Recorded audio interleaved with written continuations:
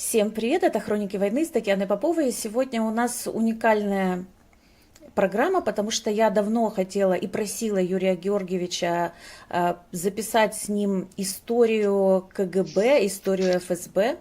И сегодня Юрий Георгиевич согласился. У нас, соответственно, Юрий Георгиевич Фельштинский, доктор исторических наук, доктор философии по истории, соавтор Александра Литвиненко по книге «ФСБ взрывает Россию», а также соавтор книги «От красного террора к мафиозному государству 1917-2036». Добрый день. Добрый день, здравствуйте, Татьяна. Подписывайтесь на соцсети Юрия Георгиевича, они будут по ссылке в описании к этому ролику. Подписывайтесь на наш канал, ставьте лайки, распространяйте ссылки на это видео в ваших соцсетях и группах. И предупреждаю сразу, что это будет не одна серия, скорее всего. Юрий Георгиевич, первый вопрос к вам. А вот почему вы в книгу так назвали, «От красного террора к мафиозному государству» с 1917, понятно почему, а почему под 2036? Ну, к названию есть две поправки, вернее, одна поправка, один комментарий. Книга была написана, закончена в 2021 году. И первое издание ее вышло в Киеве на русском и на украинском в 2021 году. И название было дано тогда «От красного террора к мафиозному государству». 17-й год, понятно почему. 2036 это год, до которого Путин обещал быть президентом Российской Федерации. Ну, здесь нужно сделать одну поправку, что Путин, прямо скажем, зарекомендовал себя как человек, не слишком уважающий законы, поэтому никто не сказал, что в 1936 году он не продлил бы себе этот срок, если бы он еще был бы жив и здоров. Но, ну, допустим, он его определил как 2036, но для этого нужно было менять конституцию страны, должно было быть вмешательство, как бы, постановление Думы, решение Верховного суда, да, то есть много было сделано суетливых всяких законодательных шагов для того, чтобы вот этот вот срок был как бы пробит, да, 2036. Нужно сказать при этом, что если бы, да, Путин оставался президентом до 1936 года, он обогнал бы даже Сталина. Сталин правил страной, ну, реально 30 лет, с 23 по 53 год. Путин в этом смысле даже Сталина оставил бы позади. После начала полномасштабной войны, после 22 года, книжка выдержала еще несколько изданий. Второе издание этой книги, вышедшее в Харькове в 22 году, погибло во время бомбардировок, вот еще первых самых бомбардировок. Вот сейчас известная история, нашумевшая о том, как бомба уничтожила Издательство да, «Виват», да? Вы об этом? совершенно верно, да, уничтожила, по крайней мере, типографии, склады издательства «Виват», но на самом деле первые бомбардировки уничтожили одно из книгохранилищ, одно из типографий, скажем так, где как раз был распечатан второй тираж книжки «От красного террора к мафиозному государству». И, соответственно, мы издали третий тираж. А вот последний тираж, четвертое издание, уже вышло под названием «От красного террора к террористическому государству». Потому что на самом деле вот за этот путь с 21 по 24 год, скажем так, Россия, безусловно, прошла свой мафиозный период и уже стала террористическим государством. Так что вот такая вот судьба у названия, скажем так, этой книжки. Ну и будем откровенны, у нас была с Литвиненко история, когда ФСБ конфисковала и уничтожила тираж книжки «ФСБ взрывает Россию», который был отпечатан в Риге и который абсолютно официально по соглашению с книготорговыми фирмами мы отправили тираж на реализацию в Москву.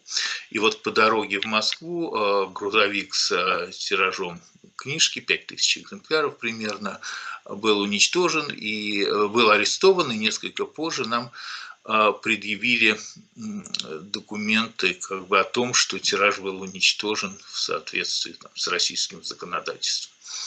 Так что вот был уничтоженный тираж книги «ФСБ взрывает Россию», был погибший тираж книги «Второе издание от красного террора к террористическому государству». Ну и вот, соответственно, сейчас существует 4-е издание. Ну, я напоминаю всем, что вы можете купить книгу, но если можно, давайте поговорим, во-первых, почему красный террор, если можно, вернемся к 2017 году, к созданию ВЧК, и вы расскажете, вот, что это было, почему они убивали послов, если можно. Да, ну вот сейчас давайте чуть-чуть еще пару фраз, чтобы закончить уже с названием. Вот в первом издании книги в 2021 году мы писали, что Путин создал в России абсолютно стабильную систему, как бы под себя, но абсолютно стабильную. И он сможет остаться президентом до 2036 года. С одним единственным исключением, с одной единственной поправкой, если он не начнет большую войну. Если он начнет большую войну, это будет концом Российской Федерации в том виде, в котором она сейчас существует, концом режима Путина и концом самого Путина. И вот в 2022 году Путин начал вот эту большую войну. Да? Поэтому как бы вот этот последний цикл, конечный цикл, да, событий определен был самим Путиным в 2022 году, начавшим войну. 17-й год и красный террор, мы помним, с чего все, собственно, что произошло в России в 2017 году.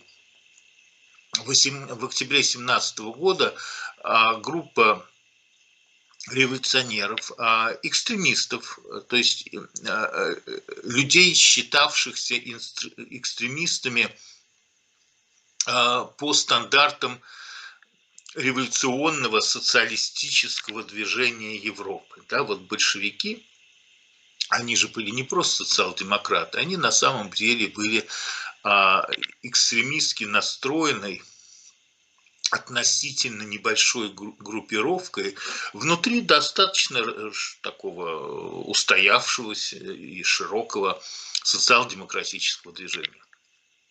И вот все, что мы примерно там знаем, когда-то изучали про то, как большевики захватывали власть, да, на самом деле указывал на то, что это был чисто технический, такой военный переворот, осуществленный в столице с помощью Петроградского гарнизона и с помощью, при поддержке в том числе латышских стрелков. Основано все это было на том, что правительство хотело вывести этот гарнизон из Петрограда на фронт, воевать. Воевать, конечно же, никто не хотел из солдат. И тогда Петроградский совет, знаменитый Петросовет, во главе которого стоял Троцкий, договорился с гарнизоном о том, что Петросовет блокирует постановление Временного правительства о выводе гарнизона на фронт, но за это гарнизон будет поддерживать Петросовет. И вот, собственно, так и была чисто вот технически осуществлена Октябрьская революция 1917 года. Но поскольку ее осуществляла, как я уже сказал, очень маленькая группа революционеров, которая не пользовалась поддержкой, не просто в стране этой поддержки не было вообще, но не пользовалась поддержкой даже внутри социалистического лагеря, то для того, чтобы удержать власть, буквально с первых дней понадобилось прибегнуть к террору. И вот, собственно, вот этот вот красный террор, так называемый, да, который, подчеркиваю, ну, проявил себя уже в самые первые дни революции, еще даже до того, как была создана ВЧК, да, он был необходим именно поэтому. Вот этому вот большевистскому меньшинству нужно было защититься от своих врагов. А врагами были все. Вот это очень важно понимать. Врагами были не просто там контрреволюционеры или офицеры, или буржуазия. Врагами были все, потому что в Российской Республике, в Советской Российской Республике, к неврагам относилось только примерно 2-3% населения, которые считались пролетариатом.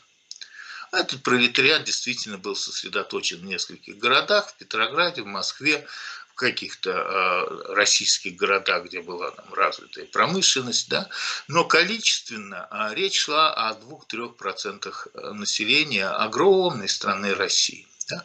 Вот для того, чтобы вот этот вот передовой рабочий класс, называвшийся пролетариатом, который, вернее так, ну, от имени которого или под лозунгом которого, да, Ленин пришел к власти со своими товарищами, нужно было создать чрезвычайную комиссию Дзержинского, которая, да, поставила своей целью защитить вот этот 2%, 3% слой населения от всех своих врагов и защитить его с помощью террора. И постепенно этот террор расширялся, и конца и края уже этому террору видно не было. Вот, собственно, так была создана, так и по этой причине, для этого, да, была создана первая как бы государственная безопасность Советской России, называлась она тогда ВЧК, как все знаем, и руководил ею Феликс Эдмундович Дзержинский, памятник которому как бы стоял в центре Москвы до 1991 года, а сейчас снова восстановлен и стоит перед зданием службы внешней разведки. Убийство посла. У вас, по-моему, в книге достаточно подробно расписано это. А зачем они это сделали? Это же, ну, было как-то, не знаю, по-моему, даже пока Путин до такого не дошел. Пока не дошел, но ему не нужно. Убийство посла, речь идет об убийстве немецкого посла графа Мирбаха, которое произошло 6 июня 2018 года. Суть этой истории следующая. Внутри большевистского руководства вроде бы было единое мнение на тему о том, что русская революция является прологом к революции мировой. И что Россия просто вот стала первой советской республикой, но далеко не последней и далеко не самой главной. Главные надежды возлагались на победу революции в Германии, потому что, согласно Марксу, согласно Энгельсу, согласно всем доктринам, согласно общему пониманию социал-демократов во всем мире, самый как бы продвинутый рабочий класс был именно в Германии. В Германии действительно, в отличие от России, чуть ли не 40% населения страны принадлежало к категории пролетариата по классификации социал-демократов. И, соответственно, как вы понимаете, есть серьезная разница, да, между 2-3% в России и 40% в Германии. Причем в Германии была индустриальной державой, находилась в центре Европы. Коммунистическая партия Германии была как бы достаточно многочисленна, она возглавлялась признанными вождями мирового коммунистического движения, Карлом Либкнехтом и Розой Люксембург, социал-демократы Германии уже давным-давно были у власти. Они были как бы разные социал-демократы, они были там правые, левые, центральные, но тем не менее они входили в парламент страны и имели отношение к управлению государством. Да, поэтому Германия виделась абсолютно всеми как локомотив мировой революции. И поэтому нужно было всеми силами, с точки зрения абсолютно всех революционеров, как бы добиться, дождаться, организовать революцию прежде всего в Германии. Описываемые нами события происходят на фоне Первой мировой войны, как все мы помним, и, соответственно, Российская империя, да, воевала с Германией, вот с той самой Германией, где существовала та самая коммунистическая партия. С точки зрения большевиков нужно было всеми силами, ну, как сказать, бороться против своего правительства, да. Это был один из основных лозунгов Ленина, да, превращение войны, империалистической войны, в войну гражданскую, да, и ослабление своего правительства, потому что проигравшее правительство, конечно же, обеспечивало как раз условия для революционного взрыва и для победы социалистической революции. И так действительно в России произошло. То есть Россия как бы еще не проиграла войну, но именно из-за событий на фронте, именно из-за того, что был нарушен стандартный как бы порядок, да, жизни в России стали возможны и произошли революционные движения, приведшие в конце концов к приходу к власти в октябре по старому стилю, в ноябре по новому стилю 1917 года, приведшие к власти большевиков. Соответственно, надежды строились на том, что проигравшая войну Германия, естественно, окажется в революционной ситуации, и в Германии произойдет социалистическая революция. Поэтому вроде бы все силы нужно было после октября 1917 года бросить на организацию поражения Германии в мировой войне. И это была точка зрения, которой в целом придерживалось руководство большевистской партии, начиная с Троцкого и кончая, на самом деле, всеми остальными, в том числе, кстати говоря, что очень важно для нашего разговора, и Дзержинским тоже. И вот вместо этого абсолютно неожиданно для большевистского руководства Ленин выдвинул лозунг заключения немедленного мира с германским правительством. Против этого лозунга восстала вся партия по абсолютно понятным причинам. Было ясно, что подписание сепаратного мира с Германией улучшает шансы Германии, скажем так, на победу в этой войне, ну и, по крайней мере, замедляет темп поражения Германии в этой войне. И точка зрения Ленина, в общем-то, никем принята не была.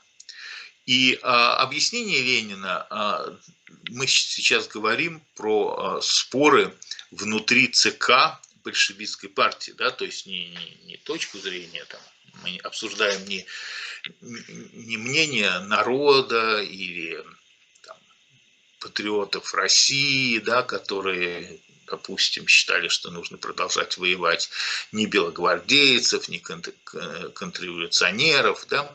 Мы обсуждаем мнение руководителей большевистской партии.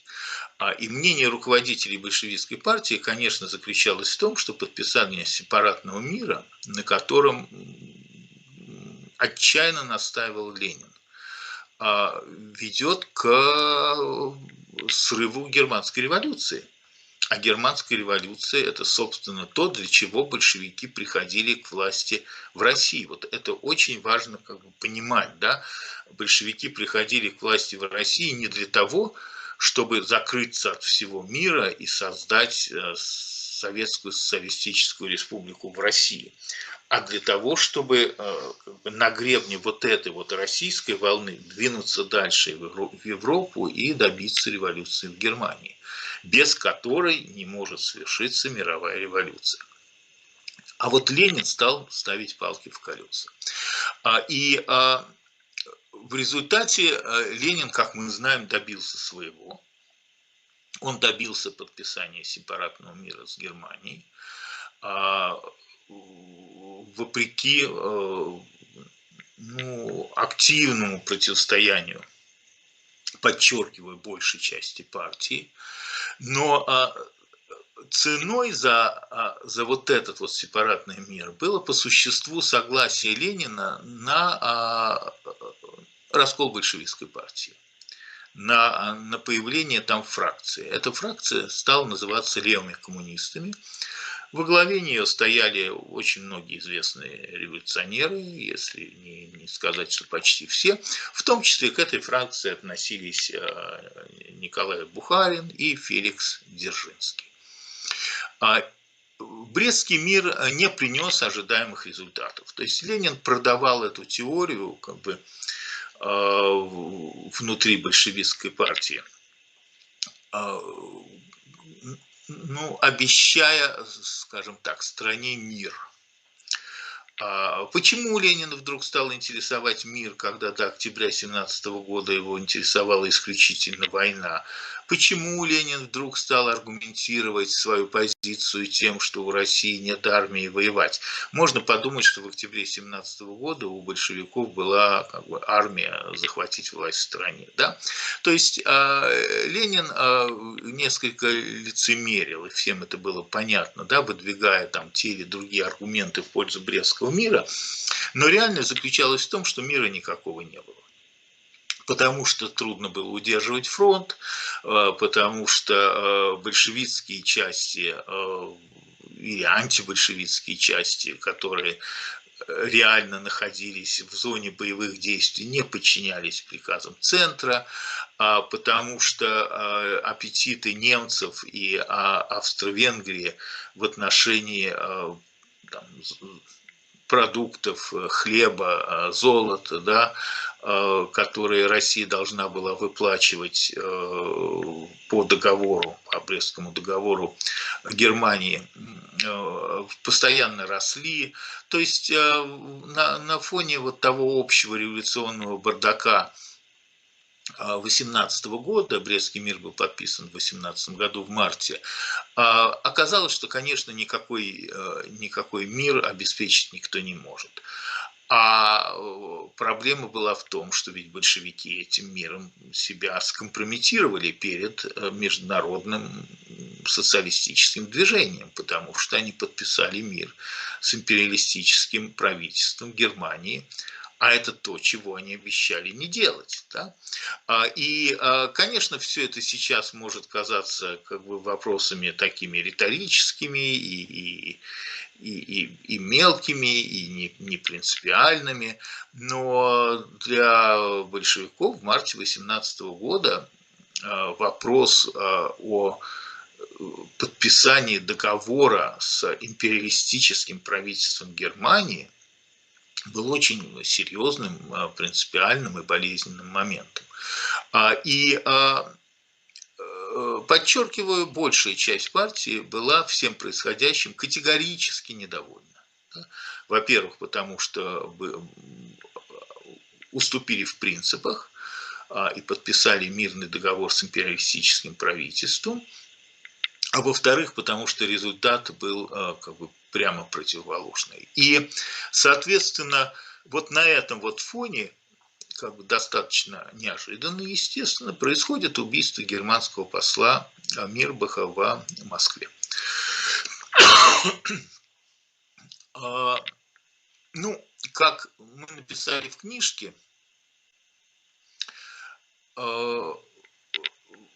все-таки понятно, что это сделали российские спецслужбы, ну, советские спецслужбы на тот момент. То есть мне кажется, что там, хотя они пытались сделать вид, что это не мы, но мне кажется, это абсолютно ясно. Ну, то, что это были как бы российские подданные, в этом вопросов нет, да. Вопрос в том, что это были за российские подданные. И как мы написали в книжке, что всякий раз, когда два человека из спецслужб кого-то убивают, начинается вброс дезинформации, да, с целью минимизировать ущерб, нанесенный этим убийством. Так было там, с Литвиненко, так было со Скрипалем даже они пытались рассказывать, что это не они. Совершенно верно, да, так было со Скрипалем. И так было с Мирбахом. Да? За 100 лет ничего не изменилось. Два человека из спецслужб, из ВЧК Дзержинского, пробрались в германское посольство под надуманным предлогом с фальсифицированными документами, добились встречи с немецким послом, и во время этой встречи его пристрелили. Ну, технически говоря, взорвали бомбу, потому что выстрелы из пистолета все были мимо. И, соответственно, сбежали из посольства. Это как бы то, что мы так формально знаем про это убийство. А вот дальше, начиная с июля 1918 года и до, как говорится, августа 1991 года, происходил вброс информации, как мы бы сейчас сказали, да, с целью сфальсифицировать историю. Да? На самом деле версии, которые были как бы представлены публике и немецкому правительству в том числе, они, конечно, не соответствовали действительности. По советской версии, и Ленин очень быстро понял, как ему можно использовать эту ситуацию, Ленин использовал ее для разгрома партии левых эсеров, потому что сторонниками разрыва дипломатических отношений с Германией и сторонниками срыва Брестского мира были не только левые коммунисты, которые входили в партию большевиков, но и левые эсеры, которые в большинстве своем тоже были против Брестского мира. И вот эта оппозиция Брестскому миру создавала для Ленина опасную риски объединения, да, двух достаточно сильных группировок левых коммунистов и партии левых эсеров. И Ленин, который был в этом смысле человеком незаурядным, сразу понял, как ему можно использовать убийство левых эсеров, убийство Мирбаха, обвинил в убийстве Мирбаха партию левых эсеров, в которую по счастливой для Ленина случайности входил Блюмкин, Яков Блюмкин, один из убийц Мирбаха, являвшийся, подчеркиваю, членом комиссии Дзержинского. И, соответственно, в результате расправился с левыми эсерами. И, собственно, с июля 18 года в России фактически была уже установлена однопартийная диктатура. До этого она была двухпартийной, повторяю, была еще и партия левых эсеров как правящая партия. А Феликс Дзержинский вышел сухим из воды. Да? Он сделал вид, что сотрудники убившие Мирбаха действовали самостоятельно или без его ведома, хотя вся имеющаяся документация указывает на то, что Дзержинский был, конечно, в курсе того, что готовилось убийство Мирбаха. Расчет Дзержинского заключался в том, что немцы разорвут Брестский мир в ответ на это убийство, потому что, вроде бы такое наглое убийство прямо средь бела дня, прямо в центре Москвы, и понятно, что за ним стоит российское правительство. Но немцы в этот период были уже настолько слабы с военной точки зрения, что не разорвали Брестский мир даже после убийства Мирбаха, и никаких последствий убийства германского посла не последовало. Таким образом, Дзержинскому не удалось разорвать Брестский мир. Вот после того, как Дзержинскому не удалось разорвать Брестский мир, а это июль 18 года, в Москве стали происходить абсолютно космические события, если говорить об уровне заговоров. И в конце августа 18 года предпринимается попытка устранить Ленина. Мы знаем этот заговор как покушение Фани Каплан. Я не единственный человек, хочу подчеркнуть, который считает, что Фани Каплан не стреляла в Ленина. Но я занимался этим вопросом довольно долго, он в целом в этой книжке «От красного террора». И на самом деле похоже, что операция по устранению Ленина или заговор против Ленина осуществлялся двумя людьми. Дзержинским по линии ВЧК, да, как мы бы сказали, по линии спецслужб, и Свердловым по линии, собственно, правительственной. Да? Потому что, подчеркиваю, к этому времени всем стало ясно, что позиция Ленина ведет реально к саботажу мировой революции. То есть нас тренировали, да, с детства и объясняли нам, что Ленин был великий и могучий и пользовался авторитетом внутри партии и был мировым лидером коммунистического движения, а на самом деле все наоборот. Партия Ленина, конечно, уважала и боялась, но при этом понимала, что он саботирует мировую революцию. Вопрос, почему Ленин саботировал мировую революцию? Ответ на этот вопрос на самом деле очень простой. И если мы потом посмотрим на то, как себя вел Сталин, нам станет понятно, что Сталин был в данном случае учеником Ленина. Да, но я просто хотела сказать, а разве вообще это было возможно? Мне кажется, это просто какая-то невозможная история, такая же, как сейчас Соловьев кричит в эфире, что дойдем до Лиссабона. Я не знаю, что Соловьев кричит в эфире, дойдем до Лиссабона. Вы понимаете, в чем дело? Мы сейчас сильно забегаем вперед, но ведь на уровне 1945 года Сталин захватил пол Европы. Не всю Европу, безусловно, потому что американцы создали к этому времени уже ядерное оружие, а у Советского Союза оружия ядерного еще не было, оно появилось только позже, да? Но из-за того, что американцы создали ядерную бомбу, Сталин не смог захватить всю Европу. Но пол Европы он захватил. Я дико извиняюсь, но в этот момент он захватывал пол Европы благодаря американским танкам, которые делались из американского металла. Даже пуговицы на одежде были американские. Это знаете, как сейчас, сейчас русские говорят, да нет, Украину мы уже победили. Если бы не американцы, мы бы уже ее захватили, говорят сейчас российские пропагандисты. Тогда мы можем сказать то же самое про Советский Союз во время Второй мировой войны. Если бы не американский ленд-лиз, они бы не дошли до Берлина. Возможно. Если бы, это, конечно, важное слово, но в истории оно не имеет, к сожалению, права на существование.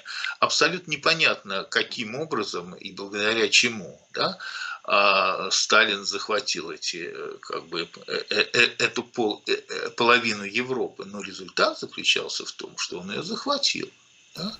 А если американцы были настолько, скажем так, ну, может быть, в чем-то недалеки, может быть, в чем-то не понимали уровня угрозы, да, может быть, считали, что они смогут с Сталином договориться, да, но послушайте, это же Ленин еще как раз сказал, да, когда ему вот этот же аргумент, да, как бы вынули и предложили обсудить, да, что послушайте, откуда у вас, что мы повесим, да, всю мировую буржуазию, на что кто-то задал вопрос, да, Владимир Владимирович, откуда вы возьмете столько веревки, чтобы повесить всю мировую буржуазию? И Ленин ответил, так мировая буржуазия нам же ее и продаст. Поэтому, понимаете, от того, что Сталин захватывал Европу там, танками, которые были сделаны из американской брони, ну, это говорит только, скажем так, об уме и изворотливости и хитрости Сталина, или, может быть, это еще и говорит о глупости американцев, но результат же заключался в том, что пол Европы они захватили, кроме этого, я хочу сказать, что на уровне, не будем забывать, что на уровне 91 года это были уже не только пол Европы, да, а это были еще и государства в Азии, и государства в Африке, и Куба под носом у Америки, поэтому мировая революция, она хоть и не продвигалась с той скоростью, которая исходно предусматривалась, да, потому что Ленин саботнул ее удачно в 18 году и действительно сорвал все шансы на мировую революцию тем, что он не дал ей победить в Германии.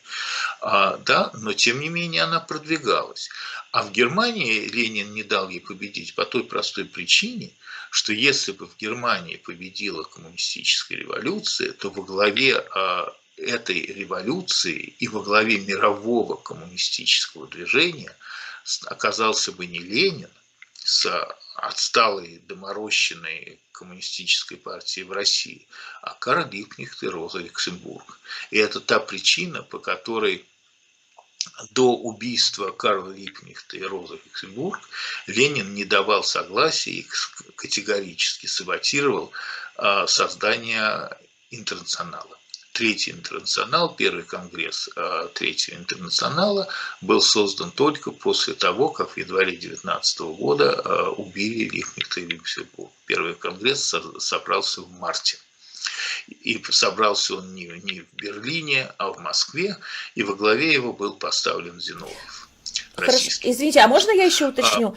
Вот я брала у профессора Эткинда интервью, я вам, по-моему, рассказывала в одном из прошлых наших бесед, что он изучал историю посла Буллета, ну, который позже стал послом США в СССР. А тогда он был спецпредставителем Вудро Вильсона, по-моему, президента США, именно по поводу вот Брестского мира и вокруг него. И там у них какая-то была история, что Россия сама советская должна была остаться в районе Москвы и Ленинграда, а все остальное там отдавалось или получала независимость и так далее. Вся остальная территория России. И вот в дневниках Буллета написано, что Ленин согласовал этот раздел, но потом Вудро Вильсон, у него случился первый удар, по-моему, и он просто уже не мог принять вернувшегося в США, в Вашингтон, Буллета, а в Конгрессе его не поддержали. Как-то так вот, такая была история. Насколько вы думаете, это все реально, что Ленин мог такое даже подписать?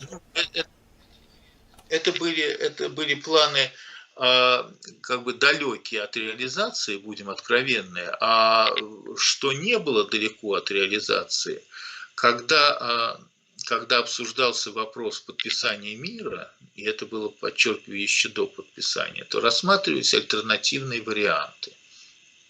И альтернативный вариант заключался в том, что если не будет подписан мир, немцы продолжат наступление. И если немцы продолжат наступление, то они теоретически могут дойти и захватить и Петроград, и может быть, даже Москву. Вот как бы эти теоретические варианты обсуждались, и на это Ленин сказал, что если это произойдет, то мы отступим типа до Казани и создадим Советскую Республику, Казанскую Советскую Республику, да, отойдем до Урала. Даже обсуждался даже вопрос, что мы отойдем за Урал и создадим Уральскую Советскую Республику. Вот это как бы эти перспективы действительно как бы обсуждались в случае, если немцы смогут продолжить наступление и захватить Петроград. Но на самом деле, с точки зрения военной, было очевидно, что немцы не смогут этого сделать. Да? И, подчеркиваю, убийство посла и отсутствие немецкой реакции на убийство посла как раз продемонстрировало то, что, скажем так, левые коммунисты, которые были против подписания Брестского мира, да, во главе с тем же Дзержинским, ну, как одним из активистов левокоммунистического движения, были правы. У немцев сил для наступления уже не было, и идти на такие уступки было неправильно. Опять же, альтернативную историю мы не рассматриваем, да, но Ленину в каком-то плане было все равно, какой Советской Республикой руководить и в каких границах. Да? Ведь границы – это важный момент. Границы тогда никого действительно не интересовали, потому что, подчеркиваю, считалось, что октябрь 1917 года – это начало мирового коммунистического взрыва. И границы можно сегодня как бы согласиться на любые границы, потому что завтра все равно события эти границы изменят. И на самом деле, если уже перепрыгнуть чуть-чуть к тому, как организовывал как бы наступление социалистическое, коммунистическое Сталин, это же так и было, да? То есть к 1941 году, к 1939 году, к 1941 году он сильно изменил эти границы. К 1945 году он изменил их еще больше. Да? Дальше советское правительство, хотя оно из-за, опять же, созданного американцами ядерного оружия, ну и затем уже появление ядерного оружия, в том числе у Советского Союза, да, перешло от концепции мировой революции к концепции мирного сосуществования. Но эта концепция мирного сосуществования, она предусматривала, что не будет открытого противостояния между Советским Союзом и Америкой, поскольку это как бы самоубийственная война. Да? Но тихой сапой Советский Союз везде, где можно было, как бы организовывал, где коммунистические революции, где какие-то военные перевороты, да, ну и подчеркиваю, самым ярким примером у нас было то, что Куба стала социалистической прямо под носом у Соединенных Штатов Америки. Поэтому эта битва была как бы приторможена, может быть, даже и заморожена, но никто ее не прекращал. Абсолютно никто. Да?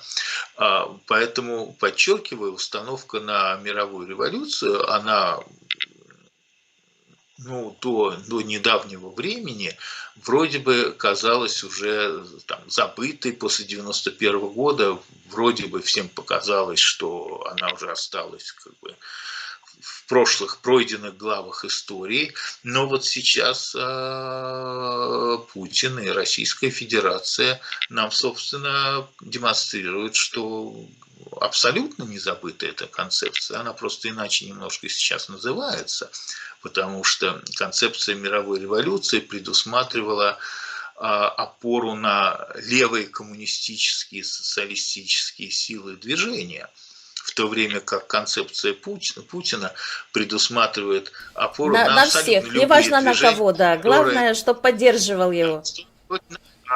на на левых, хоть на зеленых, хоть на серо-бурмалиновых, да, на всех тех, кто готов подрывать устоявшиеся устои в мире. Да?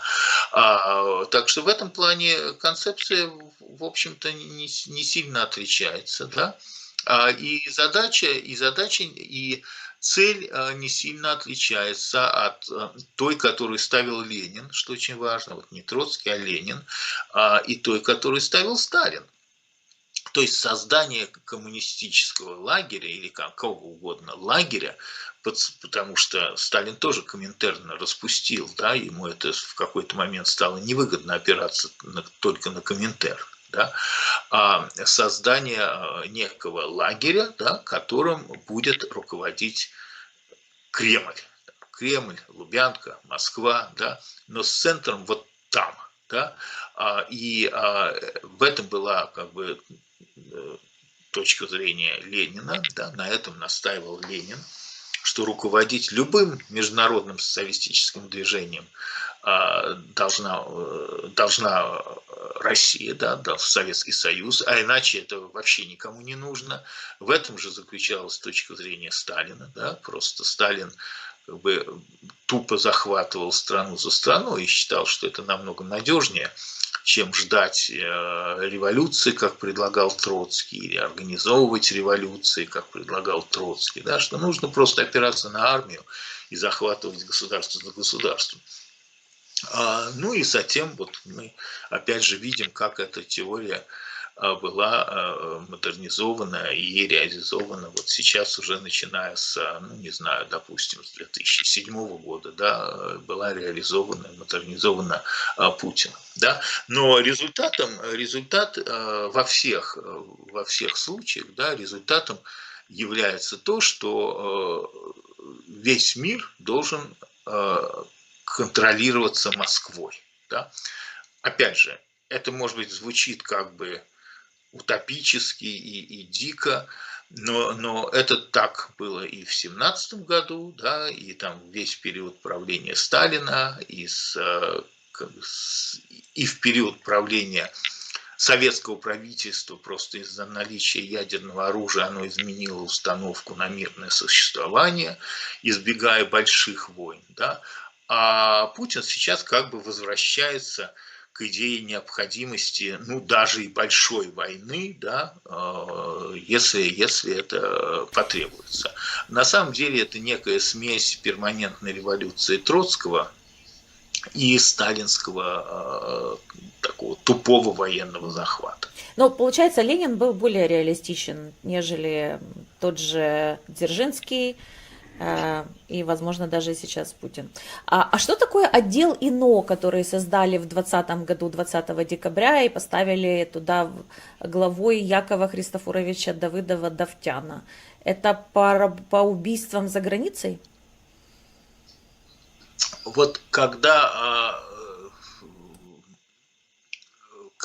этот вопрос задали руководителю советской внешней разведки, извините, нынешней российской внешней разведки, что он считает самым главным в истории создания ФСБ, да, спецслужбы госбезопасности, то он как раз сказал, что создание ИНО, да, что вот реально советская разведка, как бы серьезная, появилась, когда был создан иностранный отдел. То есть, когда госбезопасность из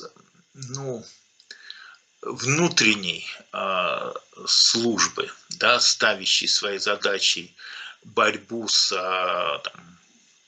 контрреволюционерами внутри России, да, с какими-то там оппозиционерами внутри России, да, стала смотреть на себя как на структуру, которая будет как бы воплощать поставленные задачи в мировом масштабе. Да. И это действительно то, что сделала как бы из КГБ, из ФСБ, ФСБ, как сейчас есть, да, ну вот это тот ответ, который дал Нарышкин, да. И я думаю, что здесь он прав, безусловно. То есть создание иностранного отдела вывело госбезопасность на абсолютно другой уровень, на тот уровень, когда, как сказал Олег Данилович Калугин, когда я с ним на эту тему разговаривал в Вашингтоне, у него дома брал интервью, что, Юрий, не нужно забывать, что у нас была самая большая спецслужба в мире с самым большим бюджетом в мире. Да? А это так было и так есть. Да, в Я российской, думаю, что там, еще и самой большой сетью нелегалов, да, потому что им же досталась вся сеть ну, Советского Союза.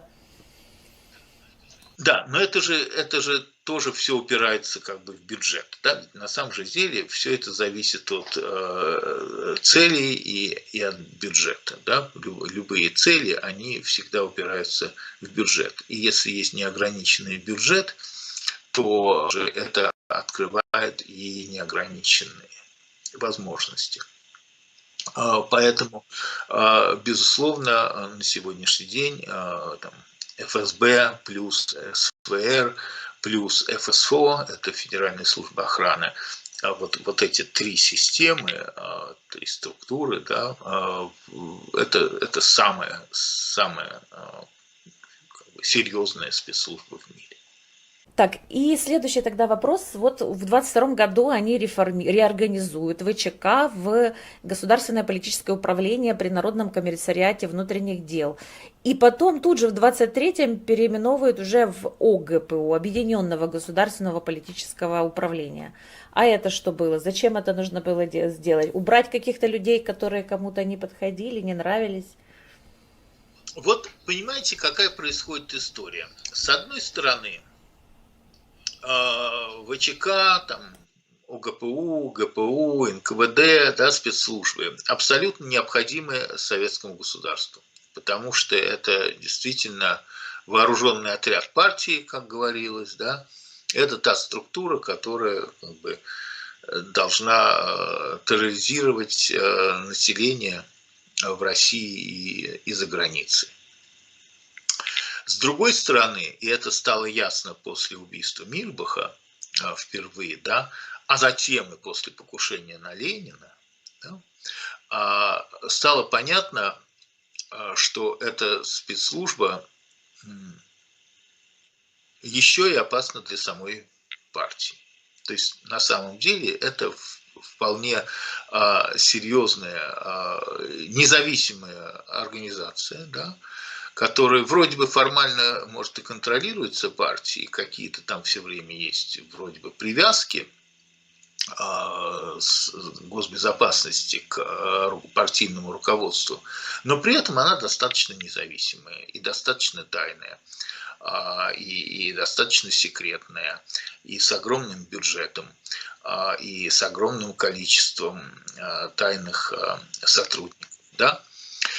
И особенно после покушения на Ленина, да, стало понятно, что как-то эту структуру вроде бы следует посерьезнее контролировать. И вот все эти переименования, они на самом деле связаны именно с этим. То есть ведь не просто менялось название, да, ведь не просто там вот с завтрашнего дня ВЧК будет называться не ВЧК, а ОГПУ, да, а менялась система подчинения этой структуры, да, перед кем она отчитывалась, кто ее контролировал, какого уровня эта организация. Это просто еще один наркомат, там, или там в будущем министерство, да, кто назначает руководителей. Является ли этот руководителем членом ЦК, например, одновременно. Ну, кому он прежде всего лоялен? ЦК, партии большевистской или самой спецслужбе. Да? Вот на эти вот вопросы очень трудно было ответить, потому что все вот эти вот переименования, да, они были связаны с определенным переподчинением системы, то есть перед кем эта система отчитывалась и кто над этой системой имел контроль. А результатом на самом деле каждый раз являлось то, что контроль над этой системой установить было абсолютно невозможно. Вот это был джин, вырвавшийся из бутылки и существовавший сам по себе. А загнать его обратно в эту бутылку было трудно, с одной стороны, и нежелательно с другой, потому что на самом деле эта организация нужна была. И вот тот же самый иностранный отдел, который шуровал, как говорится, во всем мире, да, он абсолютно был не подотчетен партийному руководству. Туда и сунуться никто не мог, и знать никто не мог, чем они занимаются. Это была, как говорится, главнейшая государственная тайна, да, все то, чем занималась советская госбезопасность. И так и оставалось. Ну, может быть, с какими-то, ну, не то что исключениями, но вот это одеяло, оно все время перетягивалось с одной стороны на другую, да, и нужно сказать, что если мы исходим из того, что Дзержинского убили и что ему помогли умереть, а на это есть очень серьезное указание. Если мы исходим из того, что Минжинский был устранен, а на это тоже есть серьезное указание. В том числе потому, что в день, когда как бы умер Минжинский, перестал существовать его должность и была реформирована вся госбезопасность, то про остальных руководителей госбезопасности мы уже точно знаем, что они были все как бы убиты. Да? Егода был убит, Ежов был убит, Берия был убит, Абакумов был убит и так далее. То есть на самом деле, к чему я это говорю? Что с точки зрения госбезопасности главным и абсолютно смертельным врагом этой структуры была партия. И расстрелы высшего руководства госбезопасности продолжались в Советском Союзе до 1956 года. Не до 1953, когда умер Сталин, а до 1956. Да? Причем мы говорим о десятках тысяч офицеров высшего ранга. Да? И с точки зрения, подчеркиваю, ГБ, главным и самым опасным врагом была партия. А с точки зрения партии, самым и главным и опасным врагом была госбезопасность. Да? И вот эти вот качели, когда они друг друга расстреливали, да, перехватывая инициативу, то ГБ у партии, то партии у ГБ, вот это все продолжалось до 1956 года включительно. В 1956 году было, хотел сказать, подписано соглашение, хотя понятно, что никакого соглашения никто не подписывал, что больше они друг друга не расстреливают. И действительно, после 1956 года никаких как бы расстрелов уже не было. Да? И их нет на сегодняшний день в том числе. И я думаю, что это одна из причин, по которой Путин не торопится с возвращением смертной казни в Российскую Федерацию, потому что по своему собственному историческому опыту госбезопасность знает, что если будет смертная казнь, то расстреливать начнут именно их. Открывая эту дверь, да? Ты ее не можешь потом закрыть, для себя в том числе. Что для них это очень небезопасно. А скажите... это та причина, да, я думаю, по которой пока не вводят. Да, если можно, давайте закончим тогда, наверное, эту серию истории про смерть Ленина, потому что мы как раз подходим к 24 году, вот созданная ОГПУ уже, и смерть Ленина. Ваша версия. Ну, смерть Ленина, это, знаете, вот это один из моих, ну, у меня есть много любимых сюжетов в советской истории. А там убийство Мирбах — это тоже вполне любимый сюжет, и Брестский мир — любимый сюжет. У меня докторская диссертация моя в Институте истории Российской академии наук как раз была защищена по теме Брестский мир. Так вот, ну, легенда, как я уже сказал, заключалась в том, что Ленина любили, уважали, что он был великий авторитет, и смерть его была вообще трагедией для коммунистической партии Советского Союза. На самом деле все не так. Все Лениным тяготились, его неоднократно пытались устранить. Устранить его в августе 2018 года не удалось, он выжил. В этом заговоре очевидным образом участвовали Дзержинский и Свердлов. Свердлов потом скоропостижно каким-то образом скончался. Причем есть много смешных историй на эту тему, типа того, что последним человеком, который видел живого Свердлова, был Ленин, и он зашел к еще живому Свердлову, в общем, ушел уже от умершего. Но не будем гадать, да, там, душил Ленин Свердлова сам своими руками в отместку за августовское покушение 2017 года, наверное, и нет, но так или иначе. Власть в России, в Советской России, разными людьми захватывалась, или попытки захвата власти в России, захватывалась через получение контроля над какими-то определенными советскими учреждениями. Да?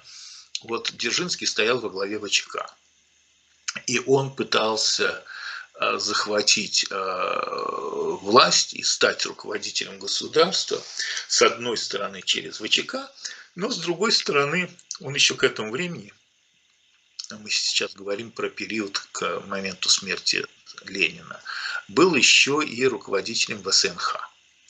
То есть сейчас как бы про эту структуру все забыли, она не играла никакой реальной роли политической в Советской России. Но это то, через что Ленин планировал захватывать, Дзержинский планировал становиться руководителем советского государства. Свердлов планировал становиться руководителем советского государства, ну и в каком-то смысле им стал, да, через председательство в ЦИК. Да, то есть он был руководителем, как мы бы сказали, парламента, да, главой парламента Советской России. Сталин присмотрел себе должность генерального секретаря ЦК партии. Нужно сказать, что партия не имела отношения к управлению государством никогда, да? То есть это был как бы партийный орган, но к управлению государством он отношения не имел. Да? И даже генерального секретаря на самом деле не было. Вообще история введения вот этого вот титула генеральный секретарь, она тоже очень такая туманная. Не существует документов партийных, указывающих на то, что с такого-то момента там вот товарищ Сталин становится генеральным секретарем. Да? Было много секретарей партийных, Сталин был одним из этих секретарей.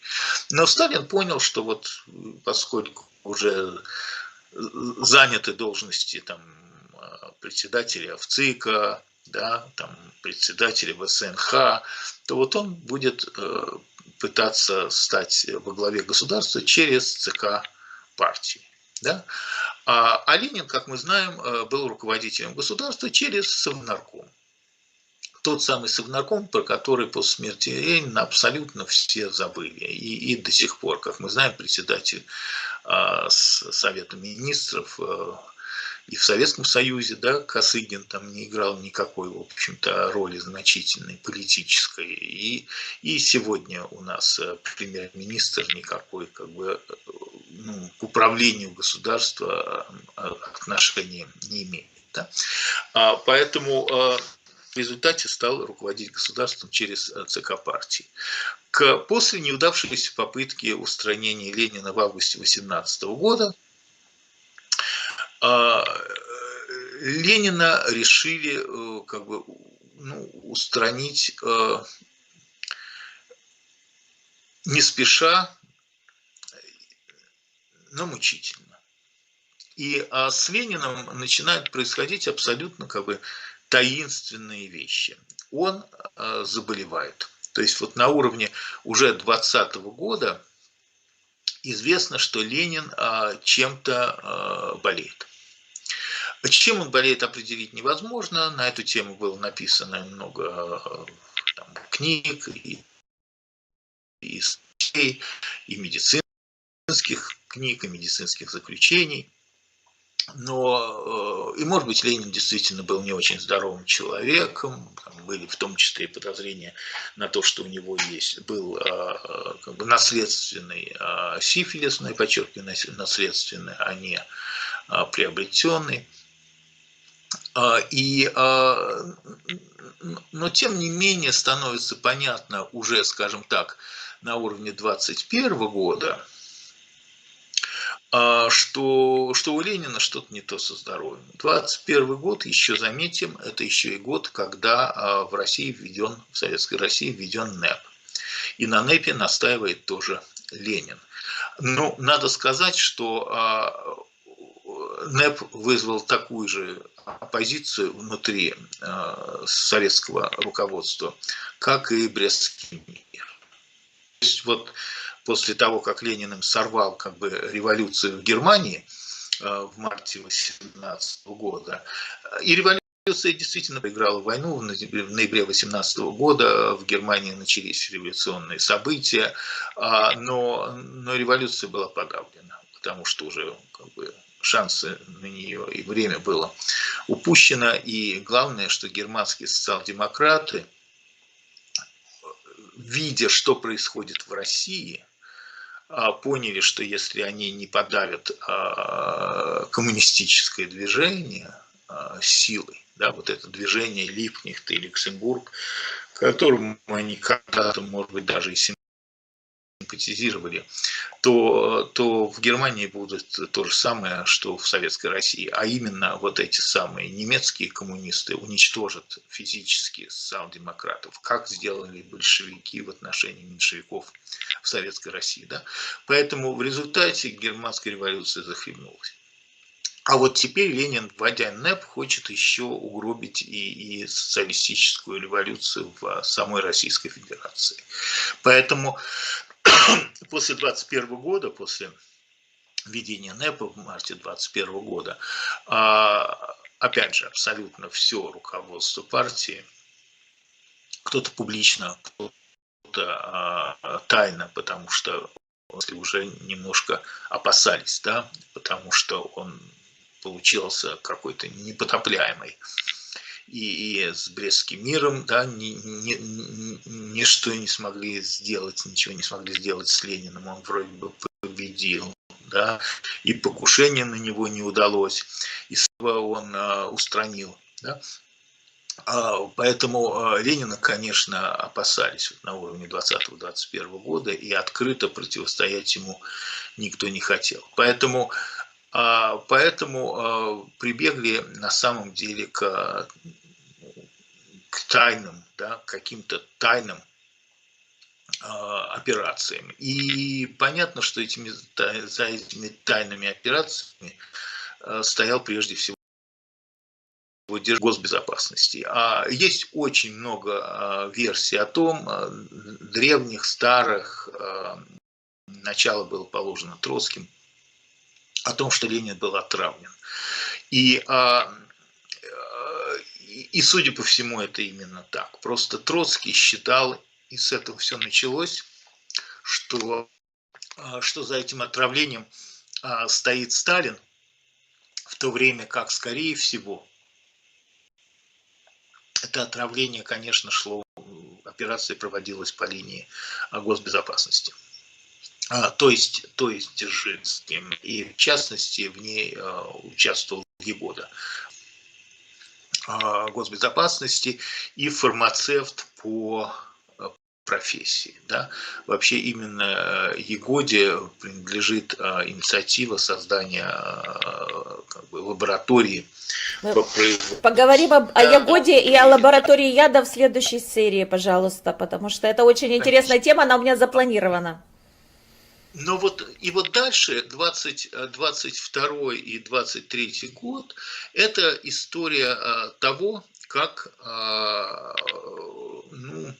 медленно, мучительно отравили и убирали Ленина. И ее можно проследить по дням. Ее можно проследить просто по дням. Потому что Сталин контролировал Ленина по линии ЦК, а люди Дзержинского контролировали Ленина по линии госбезопасности. И если про вот эту часть, про линию Дзержинского, мы знаем довольно мало, и только по мемуарам каких-то участников событий, которые там с тех пор кто-то был расстрелян во время сталинских, кто-то выжил, там написал какие-то мемуары, да. Поэтому по крупицам мы можем собрать информацию о том, что Ленина отравили, о том, что его отравил в том числе, видимо, повар, да, который был приставлен к Ленину. И вот сейчас я вас рассмешу, потому что это был дедушка Путина.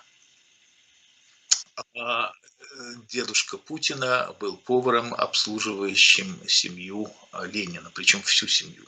Да.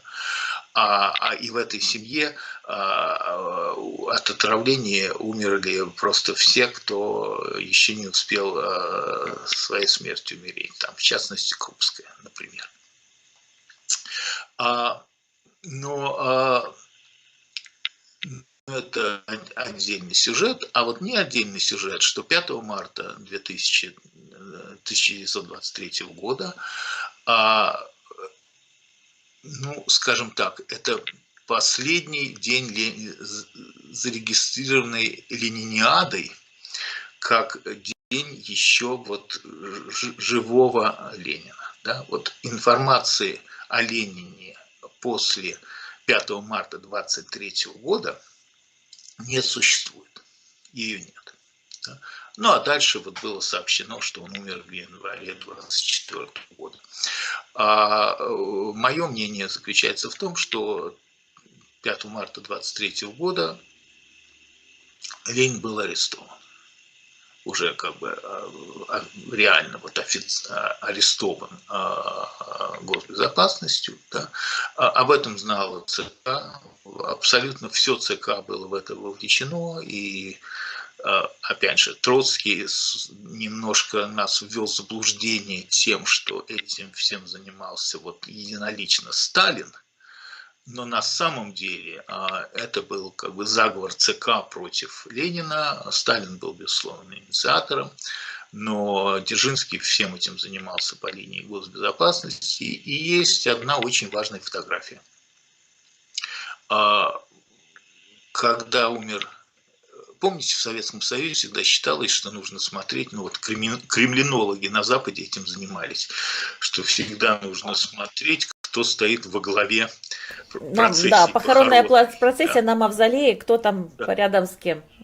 Да, да. И что человек, который поставлен во главе председателем, там председатель похоронной комиссии, да, он и становится следующим генсеком партии.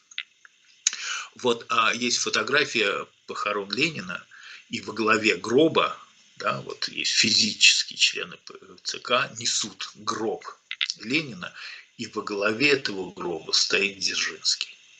То есть на самом деле это ответ на вопрос, кто вот физически ответственен за устранение Ленина. Да? Это, конечно, был не Сталин даже, как считал Троцкий, подчеркиваю, который для которого Сталин был и стал постепенно и был врагом номер один, как и для Сталина Троцкий, а Дзержинский. Да? И это 24 января 24 года, соответственно, Ленина устраняют. У меня есть отдельная книжка, написанная «Называется «Вожди в законе». Это вот история, как бы, в основном она посвящена истории отравления, устранения Ленина. И по дневнику дежурных секретарей это был такой как бы документ, да, который приказал вести Сталин. То есть Сталин следил за Лениным на ежедневном уровне. К нему были представлены по линии ЦК секретари, и эти секретари втайне от Ленина вели дневник, о котором они ежедневно докладывали Сталину. Вот Сталин контролировал деятельность Ленина на ежедневном уровне.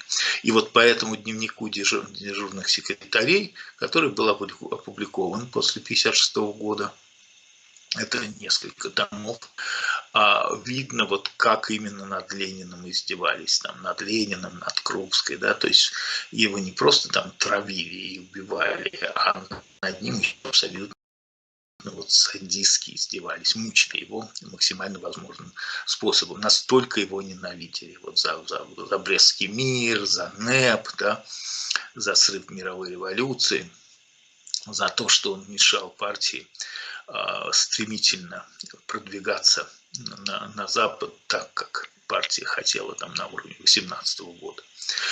И это же ответ на вопрос, почему почему в советском государстве всегда было такое как бы уважение к Дзержинскому.